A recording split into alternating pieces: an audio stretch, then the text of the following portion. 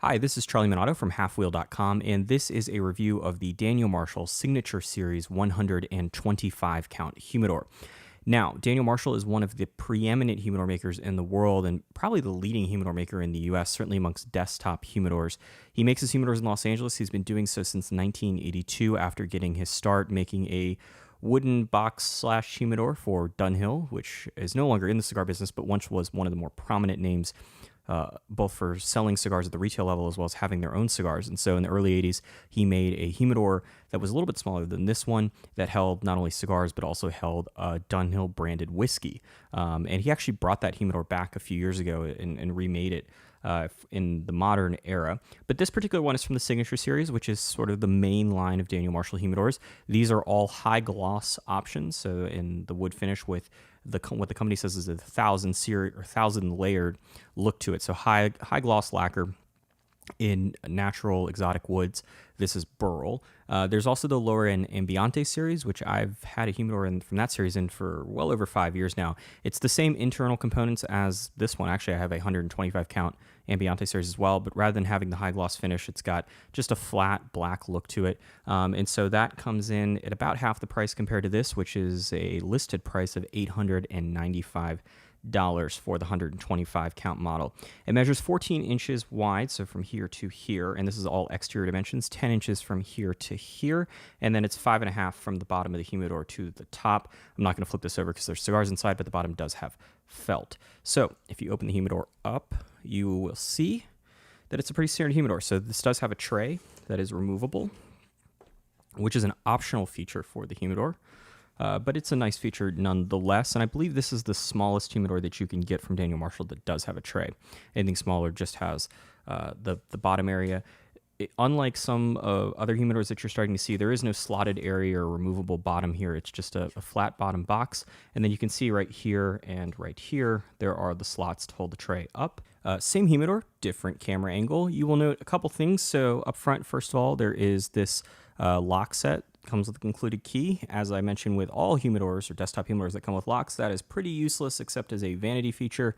I'm pretty sure that those locks could be picked in no amount of time by anyone that has ever picked a lock. And secondly, you also could just pick up the actual humidor itself and walk away with it. It is not a security measure. Although I guess if you have kids, it's maybe not the worst of ideas.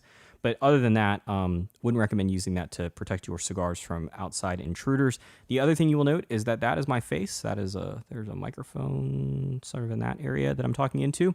And that is because the humidor, the lacquer that is on here is super high gloss. It's so glossy that we are not using any of the lighting that we normally use, any of the external lighting, because it just created way too many highlights.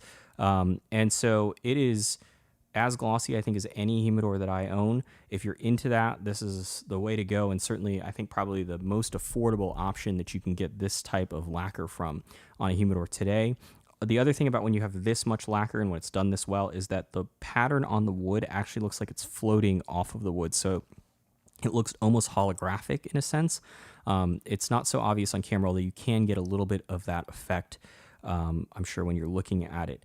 You also note that there is a black line that runs all the way across the edges of the humidor. If you don't like that, and I will admit that's probably not my favorite look, Daniel Marshall has made this humidor before in a limited edition model that's got the wood that just runs all the way across. So if you don't like the black line, there is a way to avoid that. So now I'm going to open up the humidor, and you will see that it's a humidor. And so if you give it a close, you will note that there's a little bit of a soft close feature to it. Yeah. And you also note that there's making a little bit of squeaking sound. As far as how the humidor works, it works great. I've never had an issue with any of my Daniel Marshall humidors as far as keeping humidification. Once they're seasoned, they seem like they're good to go. I've had one for at least 5 years now and don't have any issues with it.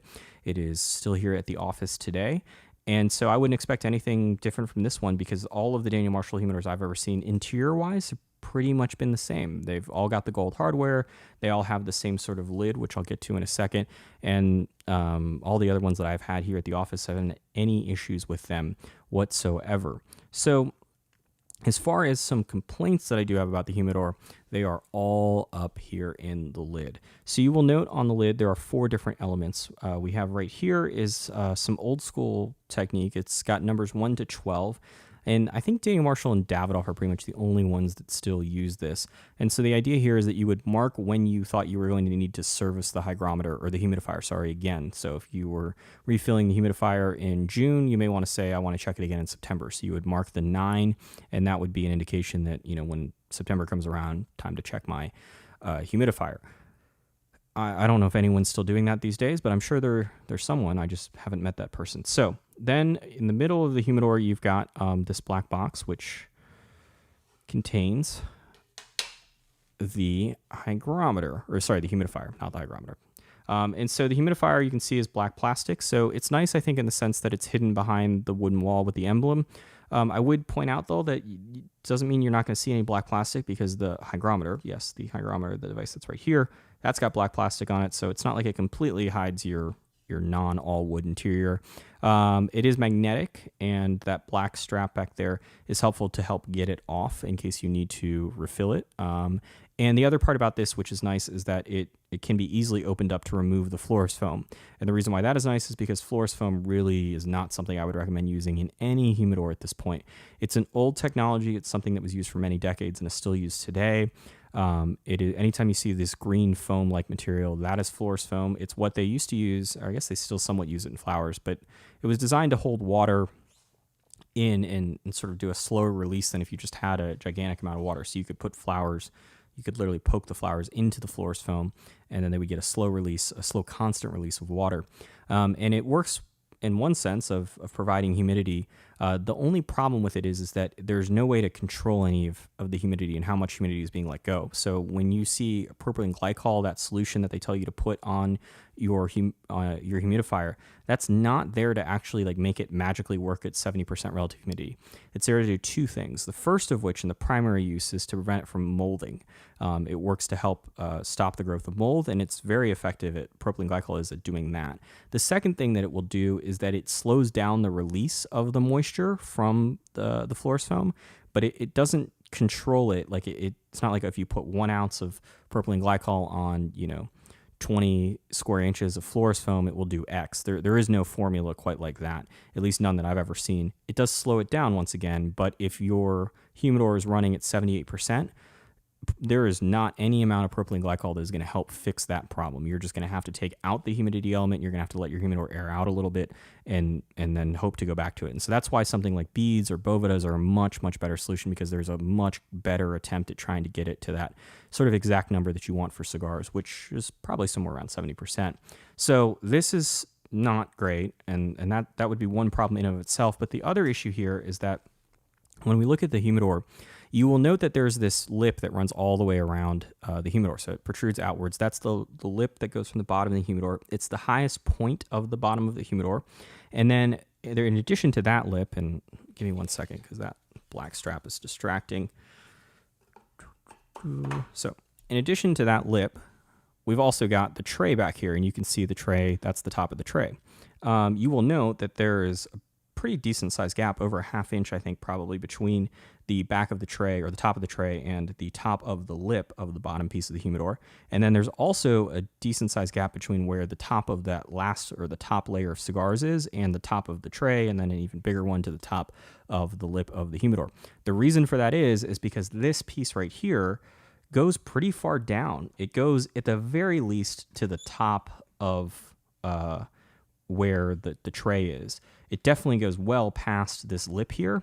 And what's annoying about it, particularly if you're like me, is that your upper portion, your humidifier portion of a Daniel Marshall humidor looks like that, because I'm not using this.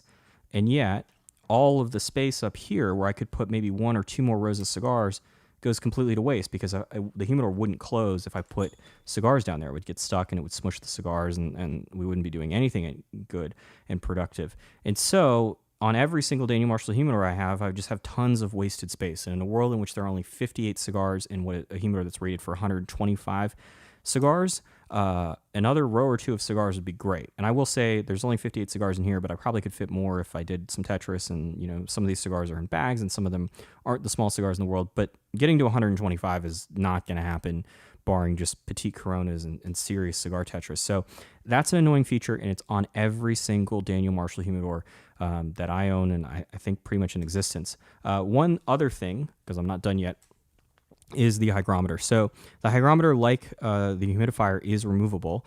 You can see over here, I guess this hand's probably easier. So if you see right here, there's a gap. And so that gap, all you need to do is stick something in it and then like a knife, and you can easily pop out the hygrometer. So on this one, my hand can actually fit in. And some of my Daniel Marshall humidors, it's much tighter. And I will give him credit that this seemingly that gap is getting a lot bigger. So this removes, which is nice because then you need to replace the battery. You can do so. The only problem is that these don't really work. I have, I think, 5 different Daniel Marshall humidors here at the office. And I was noticing that the humidity results were pretty wonky compared to the sensor push device that we have in here, which also measures humidity. And so I decided to test them. So I put them through Bovida's 2-step calibration, and I actually thought that one of our calibration units was broken because of how bad the results were. So I would put 2 of these in one of those bags, and I would get 2 just completely different numbers, none of which looked like they were close. In fact, between 3 of the units that I was testing, I got a 20% variance. One of them was running 2% hot, and the other one was running 18% below what it should have been. And if that tells you anything, it's that you probably shouldn't be relying on those for accurate numbers, which is unfortunate because otherwise, it's a very nice standard feature. So the accessories that are included on the lid, aside from those, I would say this is a very good humidor. And whether or not you should buy it comes down to one very simple question, which is, do you like the high gloss lacquer? If you do, then I would say you have 2 options. This humidor is great at $895. It's a pricey investment, but these are going to last for a lifetime. They truly are an heirloom piece, and it's an American-made humidor, which is not something you can say much about, or you can't really compare to, because there's just not a ton of them that are left at this point. So I think this would be an option. I personally would save a little bit more money, and I would wait till I had enough money to buy the Treasure Chest humidor, which is that iconic Daniel Marshall humidor that he's known for. It's also a little bit larger than this, and I just find it to be a much more overall impressive presentation. One of the best and one of the most iconic humidors, if not the most iconic humidor that's ever been made. The other option, if you don't like the high gloss lacquer, would be to get the lower end Ambiente series. And those are about half the price. And interior wise, it's the same thing. It doesn't come with the tray. That would be the one exception. But rather than having the high gloss, you've just got a black flat paint job. And those humidors work great. They look better in certain environments. If I'm being quite honest, they probably look better in our office than something like this does. But this is the classic humidor. When somebody thinks of a humidor, this is what they think of. Dark wood, high amounts of lacquer, about the shoebox size. So I think it's a very, very good humidor for that, and I certainly would recommend it. One other note, if you are in the market for a Daniel Marshall humidor, I would recommend going to Daniel Marshall's website and clicking on the online store under the humidor tab. It's a little bit confusing to get there. They do something called the private stock sale, and so they take humidors that are new humidors, but they have a slight blemish in the lacquer. Maybe something got underneath on the lacquer, maybe it got scratched, whatever the case is. They're very minor blemishes, and they knock a fairly large percentage off. I've seen some humidors on there for as much as 50% off. So I think these are probably more likely in the 30 to 40% range in terms of the discount, but that's a ton of money. And it makes these humidors go into a price point that they, at $500, this humidor becomes an excellent, excellent option. At $1,000, it's a little bit tougher. At $900 plus tax, it's a little bit tougher, but at some of those lower price points, it would be very, very tough to beat the Daniel Marshall Signature Series humidor. So if you want to learn more about Daniel Marshall humidors, including a review of that Ambiente series, you can check out halfwheel.com. If you want to learn more about humidors in general, whether it be desktop humidors, travel humidors, big cabinet humidors, we have reviews of all of those things, as well as hygrometers, humidifiers, and everything else to do with cigars. So just check out halfwheel.com.